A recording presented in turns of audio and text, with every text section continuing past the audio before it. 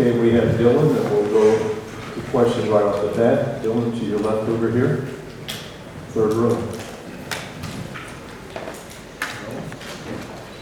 Hey Dylan, Steve Schneider, WAFB in Baton Rouge. How you been?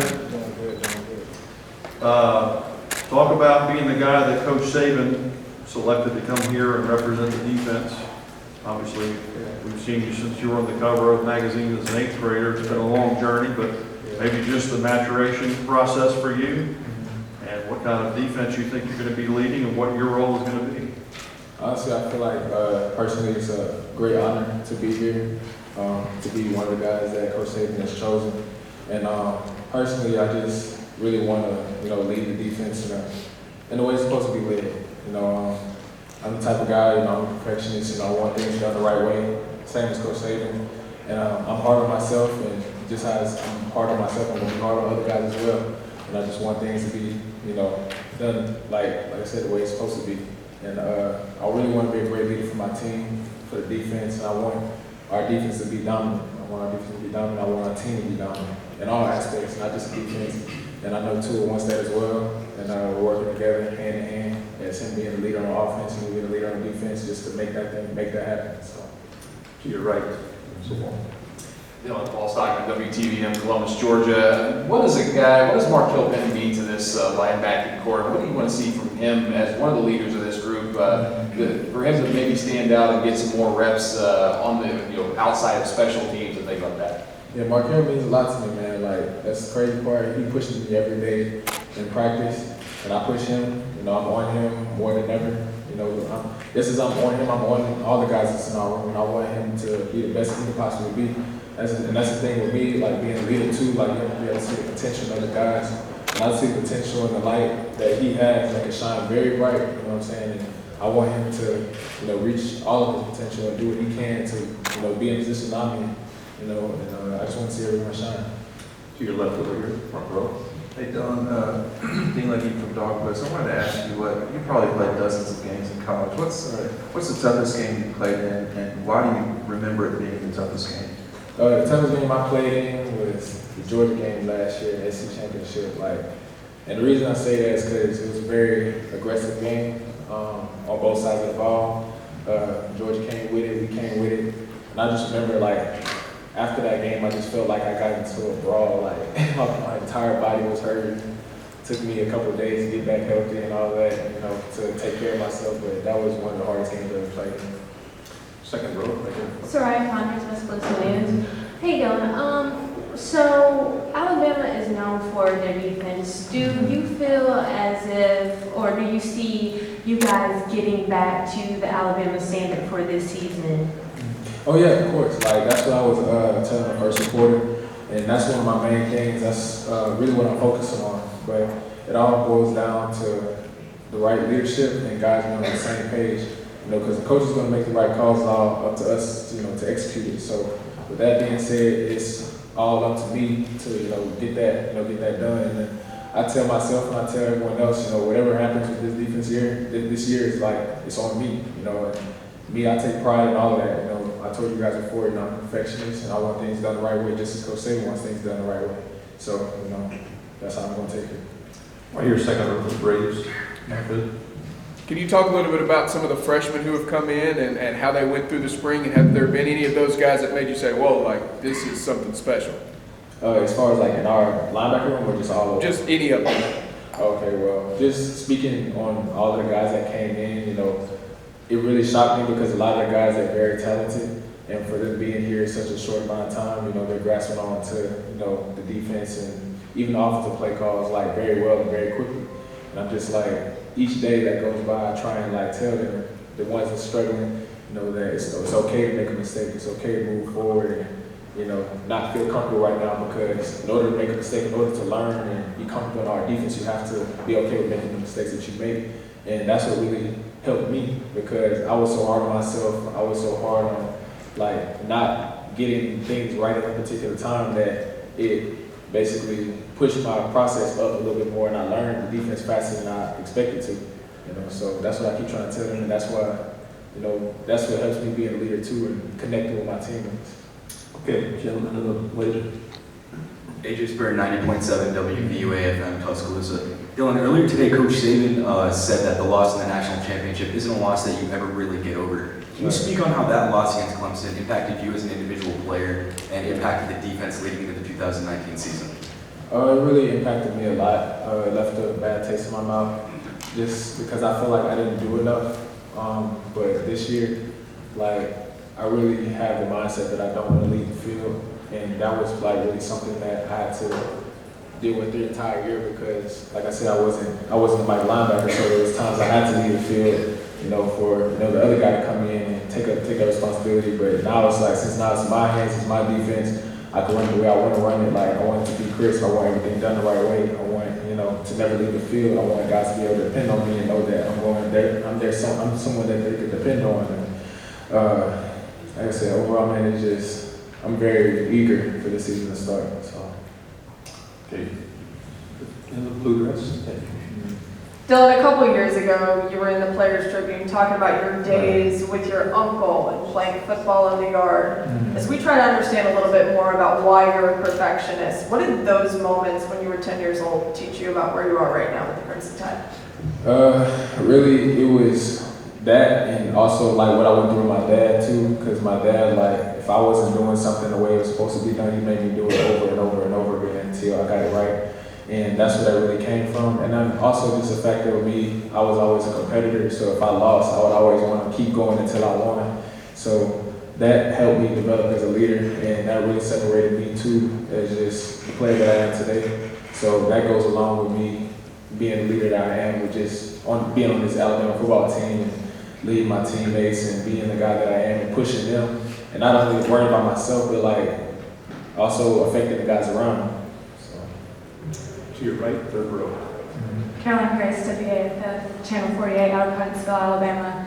There was a lot of talk last year about how, in the media, about how, this isn't going to be a defense it's not going to be a normal Alabama defense like we've seen in the past. Right. And I think, you all went through the season and you kind of proved that point wrong. But in your opinion, what is it that makes up one of those signature Alabama defenses? It's just everyone being on the same page, everyone having the same mindset, and guys like coming together and having like just an ultimate goal that they're trying to achieve. When guys come and they're more so worried about just their individual goals and not worried about what the team goal is, that's when it causes an issue. But what Coach Saban says all the time, if guys come in and do what they're supposed to do, and we win games, and it brings a lot of attention towards the team, and that'll bring awards and all that. Like, it'll come on its own, especially if we're just doing what we're supposed to do and we're the top ranked team in the country. Like, and we do what we're supposed to do, like, it's gonna happen regardless. So that's why we're saying you have to be a team player. Dylan, over here to your left. Cameron. Hey, Dylan. You'll have a lot of new players on defense with expanded roles. Yeah. One of those players is LeBron Gray. What have you seen from him during the winter program, spring, that makes you believe that he's ready to take that next step?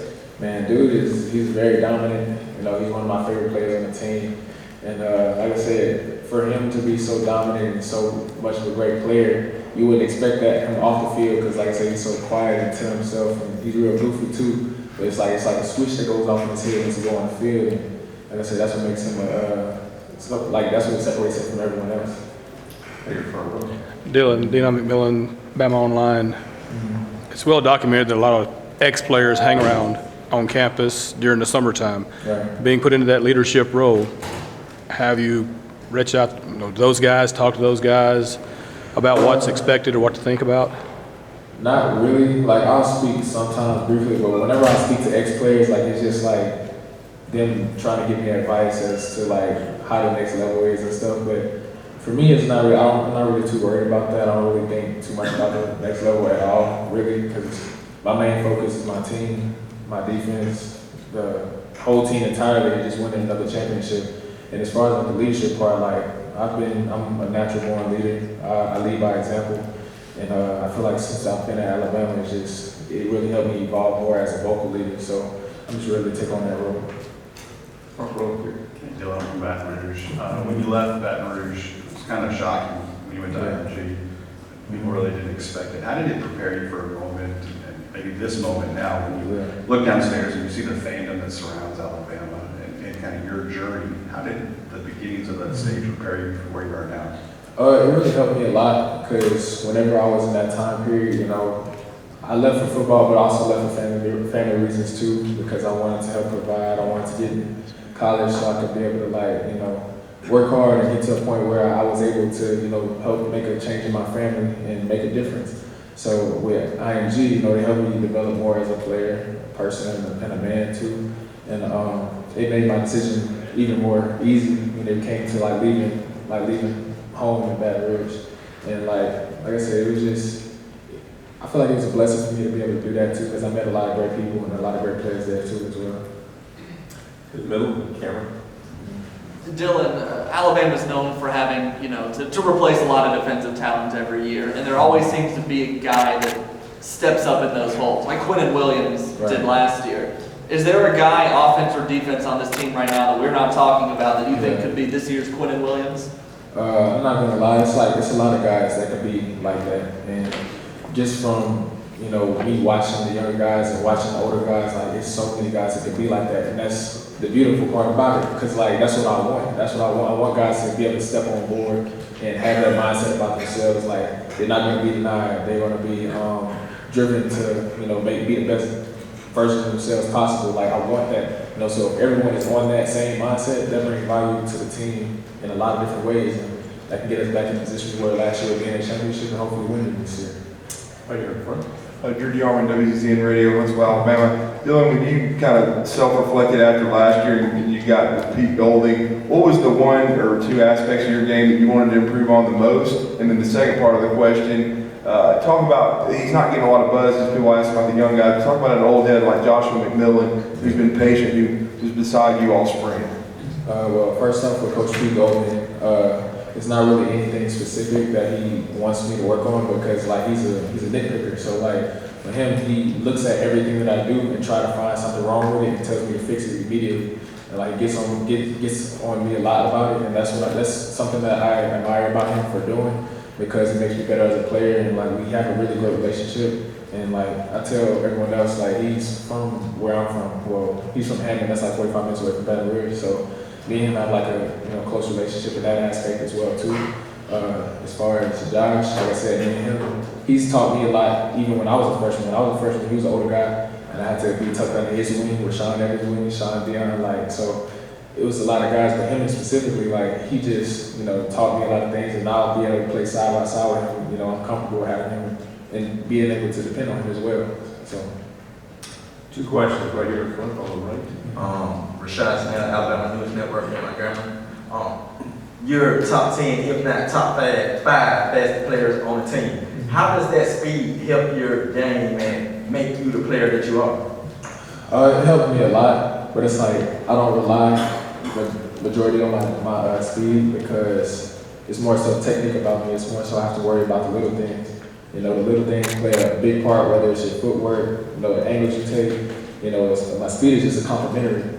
So if I feel like I need to use it, in most cases, I will, but majority of the time I'm trying to make plays in small areas to where I won't have to use it. Like, so if I'm making a play for loss, majority of the time, that's what I'm shooting for. So. Final question over here. Hey Dylan, Jacques Doucet, WAFB-TV, Baton Rouge. A couple of quick questions. Number one, there's always been this common story that if Les Miles wouldn't have been fired, you would have come to LSU. Is that true? Yeah, I mean, I've said that before on multiple occasions. Like, that was the main thing. And whenever I was a recruit, I did say, like, if Coach Miles wasn't going to do that, I wasn't going to go to LSU, and that still sticks to this day. So, yeah.